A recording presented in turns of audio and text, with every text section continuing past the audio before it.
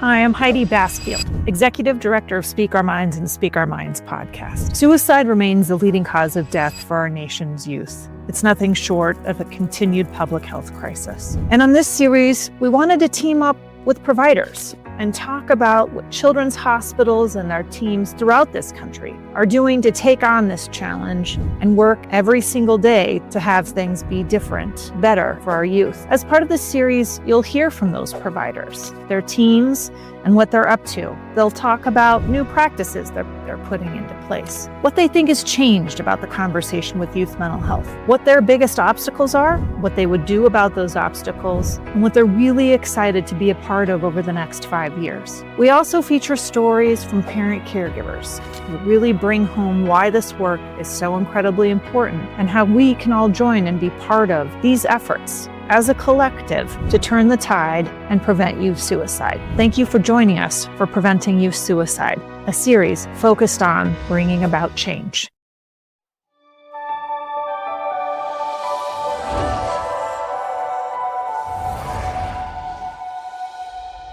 Hi, everybody. I'm here with Lyndsay Gaffey. Lyndsay, tell us what you do. What's your title? I am the Vice President of Patient Care Services for Children's Hospital Colorado for mental health for the system of care. It's amazing. Okay, so here's your question. Are there programs or community models that you think could truly change the game in the space of youth mental health? Yes. So I think programs or community models that are really focused on treating kids in the communities that they are a part of, thinking about how kids can have access to quality mental health care in schools. How can they have access in places that don't feel stigmatizing or separate, like their primary care as well? And really thinking about how do we wrap services around where kids already are, where it's natural for them to be, where it's not stigmatizing or feeling separate or scary or different, but truly just a part of, like, woven into the fabric of the places that kids are in their lives.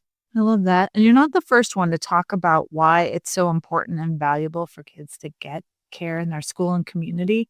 Is there like a specific school model that you really like? Like, I'll give an example. Should we be thinking about how we're better equipping schools with mental health professionals, or are we like co-locating mental health clinics? Like, what do you feel like, what do you like? What do you see that feels like they work really well? I think both actually work really well. I think both equipping our schools and hearing from our teachers where their struggles are. They are, on the front lines of this work. And I think we do everyone a disservice if any one of us feels like we have the answers or we're coming in to tell someone what can be helpful. So I think hearing from teachers, hearing from the schools, what are the things that they're seeing that they need skills in every day in the classroom?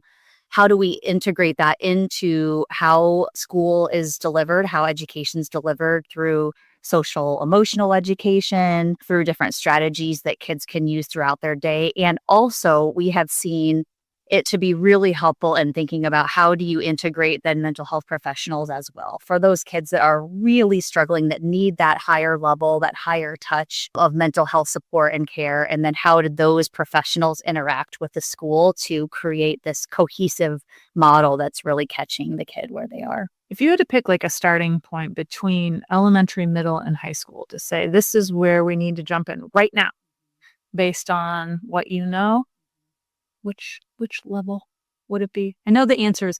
We have to get to them all. Yeah. If you had to be like, this is where we got to go right now.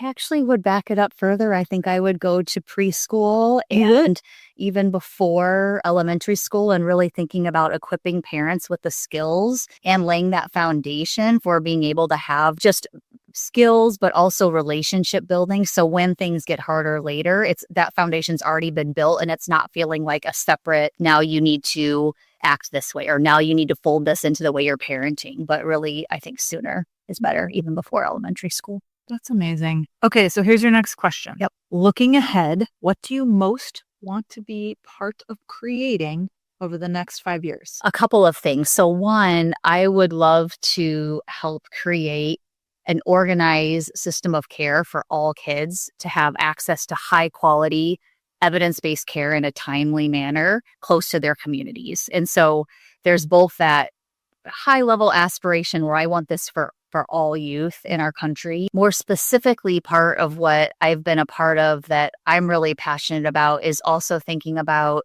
integrating trauma-informed care models into the work we do. And I think our field is so fraught with treatment that isn't always trauma-informed, is actually potentially causing more trauma and more challenges for our generations down the line. Right. And so I would also really love to continue to be a part of pushing that envelope and thinking, why do we provide mental health care this way? Why do we have inpatient units where families aren't involved in the care?